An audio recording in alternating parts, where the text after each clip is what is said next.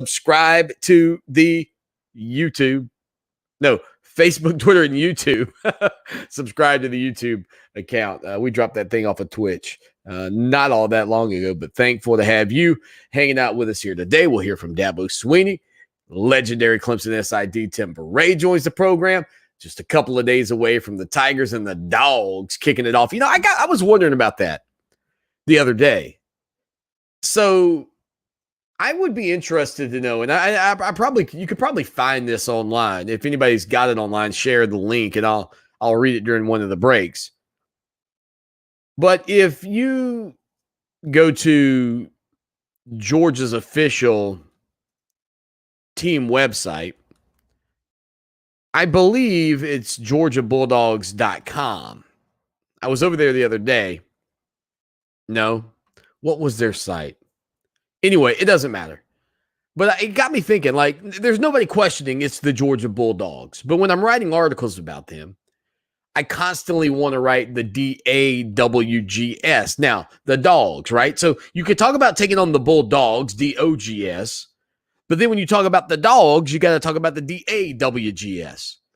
So I'm intrigued by the fact that one is one and one is the other, and that it's not just this mutual agreement. Maybe they're the Bulldogs, BULLDAWGS. That makes a lot of sense to me if you're going to go by the Dogs all the other time. But that's not the case. And I wonder when that happened and when that changed and how that came to be. But anyway, when you got to write about them, that's what you come up with when you're sitting there typing it, because there were several times when I was writing the word Bulldogs, Clemson's going to face the Bulldogs this weekend, that I wanted to go DAWGS.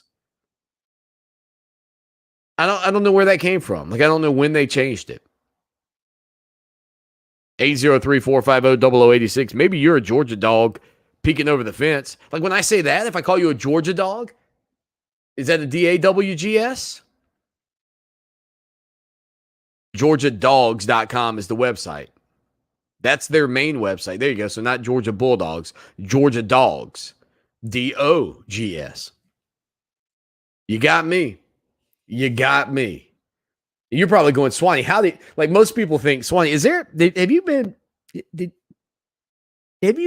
been checked out lately? Like, how'd you come up with that? Like, where's your brain at right now, Swanee? Honestly, when you type it over and over and you're writing about the Georgia Bulldogs and this, that, and the other, it just kind of comes natural. You go, I wonder why. I wonder what the final score is going to be tonight in this matchup between Minnesota and Ohio State, quite frankly, 8 o'clock on Fox. I wonder what the matchup's going to look like tomorrow night in Blacksburg with North Carolina taking on Virginia Tech. I wonder what it's going to look like under the lights in Charlotte. Will it be, as I have hopefully projected, the Nature Boy Ric Flair in the house? And I'm saying, woo, right here. When do we find that out? I didn't go digging on it. Maybe it's out there. We did hear from Dabo Swinney yesterday. We'll have that audio coming up for you here on the program in just a little bit. But for those of you that are just college football junkies and you're locking into the show that shakes the Southland, the subscription rates over on the YouTube channel are to the moon, baby. I don't know if we're the Dogecoin of YouTube channels or the Bitcoin or the AMC or whatever stock is to the moon, but that's where we've got it going. We're trying to get to 500 subscribers before the Clemson-Georgia game, which would be incredible if we can pull that feat off. But I think we can hit 1,000. I think we can hit 1,000 subscribers to our YouTube channel before the 6th game of the season, if you are just willing to hit that button right now. Help us grow, and continue to grow. Your comments are always encouraged. Sharing the show, there are consequences. Nick is back in the penalty box. Nick is like an enforcer on a hockey team. He doesn't care about going in the penalty box for 2 minutes. It's all about protecting the bling, making sure that the pretty boy's on top with the flowing hair, the face of the program, the face of the franchise is good to go. So Nick, he's the bruiser. He's the enforcer. He shares the show no matter how many times I tell him stop. 803-450-0086. SCU says, stop looking at me, Swan. Got a good feeling that's a listener to the rundown with my buddy Rob Sanders from 3 until 4 o'clock. My sister wants to know where the background is. Oh, it's coming. We're working on it. We're working on that. Going to be a little while. I got some things I need to do. I got some adjustments to make. But again, thank you all for being a part of the program. Again, Clemson Sports Talk each and every afternoon. But if you are a college football junkie, you just got to have it in your system. Last night, you probably watched UAB and Jacksonville State, and it was not pretty. UAB 31, Jacksonville State throwing up a goose egg. Today, 7 o'clock, the Citadel at Coastal Carolina on ESPN Plus. Also at 7, that UCF Boise State contest that we've talked about a little bit here on the program, the intrigue of Gus Malzahn. And don't you wonder, just given the way Malzahn looked as an offensive coordinator at Auburn when they won a national championship, to his return to Auburn, and now getting out of the spotlight of big-time college football, being in the AAC, but taking on a team like Boise State from across the country, I'm kind of intrigued to see what Malzahn looks like, because sometimes really good head coaches can get lost in the wash of the pressure of being in a league like the SEC, like the Big 12. I mean, a Power 5 league presents obstacles mentally that I think many of us can't fathom. Although mentally, for the additional $1.5 million like Jimbo Fisher got at Texas A&M, I'd probably figure out a way to handle it. And I'm glad more people commented on that post over on social media. I put the video out of our comments about it yesterday and got a couple of people giving some feedback on it. Somebody said, well, if you can make the money, right? Yes, but my conversation on that front was not about Jimbo Fisher. It's about A&M. It's about A&M. It's similar to the investment. I mean, look, Jimbo's done something. But the $1.4 million investment in Quinn Ewers by some group about getting his autograph sold, the kid could be a bust. But I'll tell you, this has changed the game for parents out there. I think I said this yesterday. It's changed the game for me.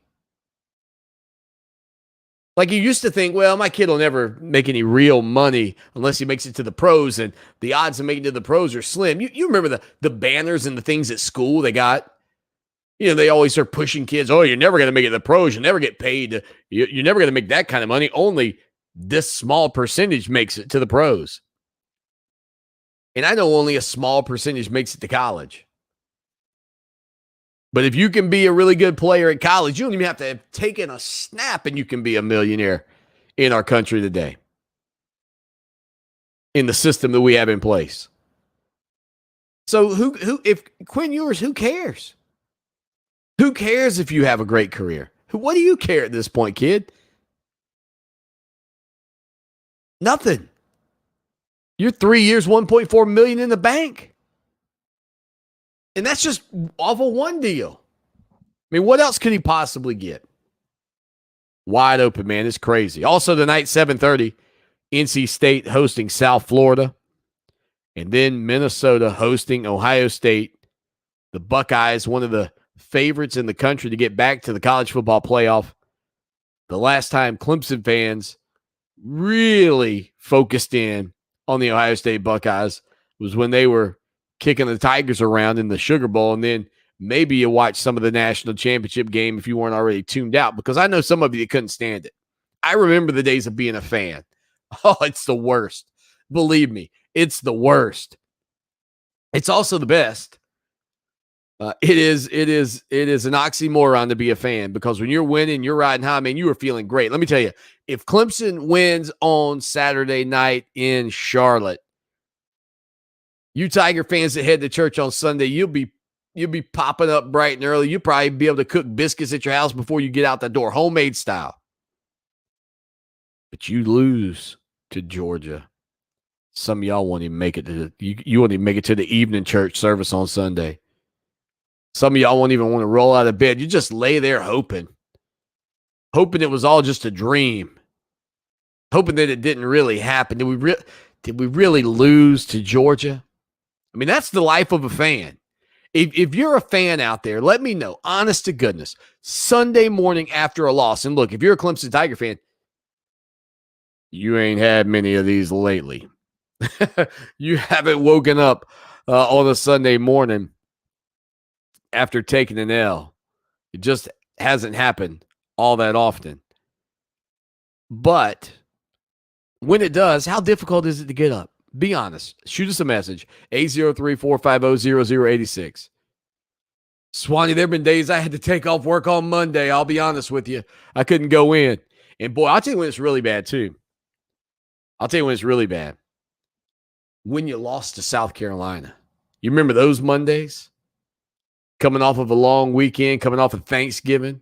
Carolina beating you 5 years in a row. They'd never beaten you twice in your life in back-to-back seasons. They beat you 5 years in a row. And 5 years in a row, you had to roll into work on a Monday after suffering that defeat. Anybody remember that?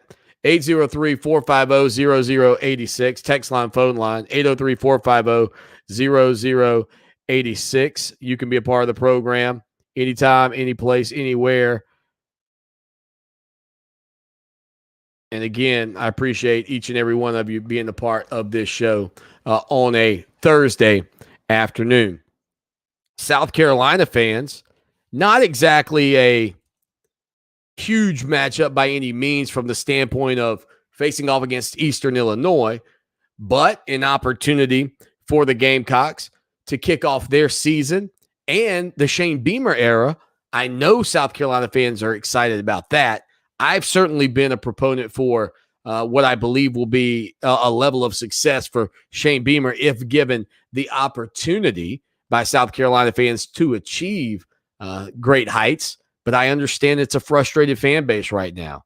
And I understand that you're going to have to, whether you want to, be willing to lean in a little bit and say, okay, so what if it's a 4 or 5 win season this year? So what if next year we don't win 7, 8 games? I think South Carolina fans have to recognize that it's going to be okay if Shane Beamer struggles a little bit at first.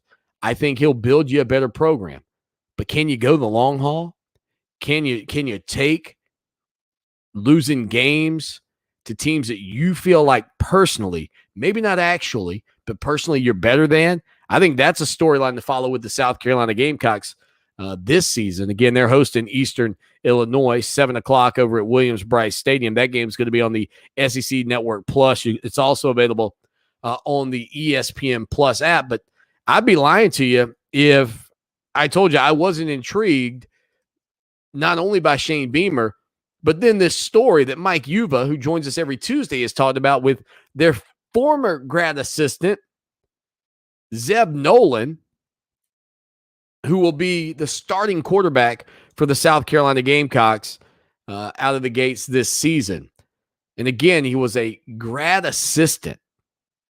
You know, he essentially given up the opportunity to play college football because he was going to get into the grad assistant, quote, analyst, I guess, type role, and perhaps even work his way into a coaching capacity, and certainly still could. But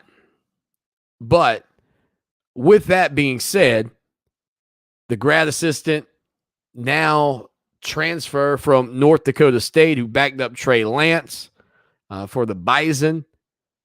Trey Lance, by the way, was one of the first round selection in the 2020 NFL draft, a name that some people thought might be drafted ahead of Trevor Lawrence. There were those conversations early on in the season from some analyst out there, not the host of the show that shakes the Southland by any means.